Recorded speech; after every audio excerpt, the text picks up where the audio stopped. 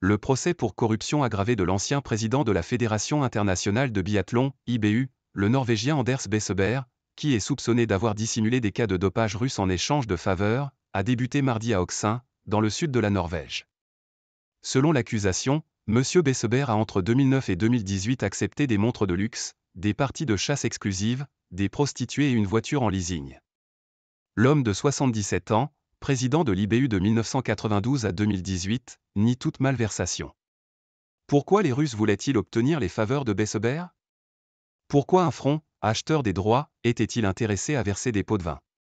Nous nous efforcerons de le prouver, a entamé, à l'ouverture du procès, la procureure Marianne Djupsland citée par l'agence NTB.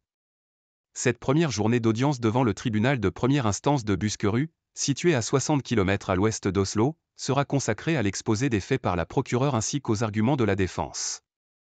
Les accusations qui pèsent sur l'ancien patron du biathlon mondial font écho aux conclusions d'un rapport accablant publié en janvier 2021 par une commission indépendante mise en place par la Fédération internationale. Celle-ci, créée par le Suédois Oldalin qui a succédé à M. Besseberg à la tête de l'IBU, avait conclu que le Norvégien avait protégé les intérêts russes durant de nombreuses années avec l'aide de sa directrice générale, l'Allemande Nicole Reich.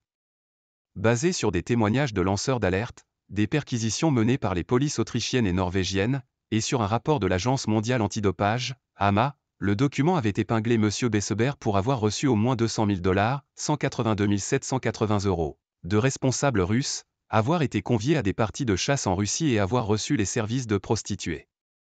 Si les faits sont avérés, Anders Besseberg risque 10 ans d'incarcération. Le procès doit durer jusqu'au 16 février.